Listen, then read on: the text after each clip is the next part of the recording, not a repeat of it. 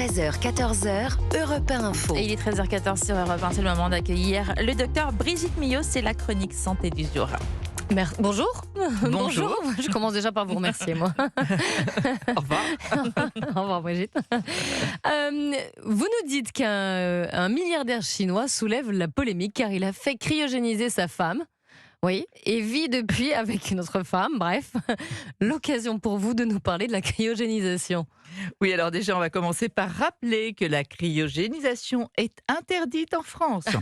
En revanche, elle est autorisée dans d'autres pays et il y aurait actuellement environ 600 personnes cryogénisées dans le monde.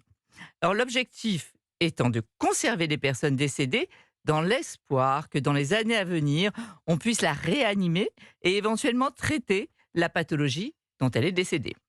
Alors dans la pratique, comment ça se passe ?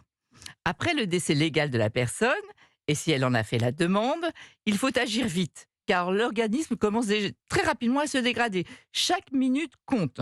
Aussi, la personne est ventilée pour continuer à oxygéner le cerveau, puis rapidement transportée sur un brancard dans de la glace, de manière à faire descendre la température corporelle au plus vite pour éviter la dégradation des tissus. Ensuite, on va la vider de son sang, qui sera remplacé par un liquide qui ne risquera pas de cristalliser au froid. C'est une espèce d'antigel, si vous voulez. On appelle ça la vitrification, sympa. Ensuite, la température sera progressivement descendue jusqu'à moins 196 degrés. Et j'ai oublié de préciser que l'on pouvait cryogéniser soit le corps entier, soit uniquement la tête. Mais si la personne a décidé de faire le corps entier, on va la conserver dans des cylindres, la tête en bas. Pourquoi ? Parce qu'en fait, elle est dans de l'azote liquide, mais qui est renouvelé toutes les semaines. Donc, il faut, pour éviter que la tête se réchauffe, on la met en bas, puisque l'azote, même si le niveau diminue, en bas, ça restera froid. Donc, après, on le laisse comme ça dans un réservoir, potentiellement pour des décennies. Aucun corps, je le précise, n'a jusqu'à présent été réanimé.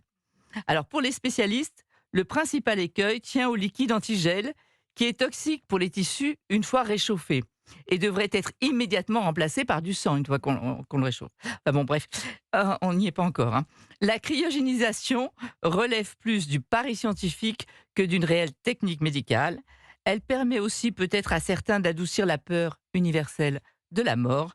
Quand je dis à certains riches, car ce pari sur l'avenir a tout de même un prix, 200 000 € corps entier, 80 000 € que la tête. La quête de l'immortalité, on le voit, a aussi un prix.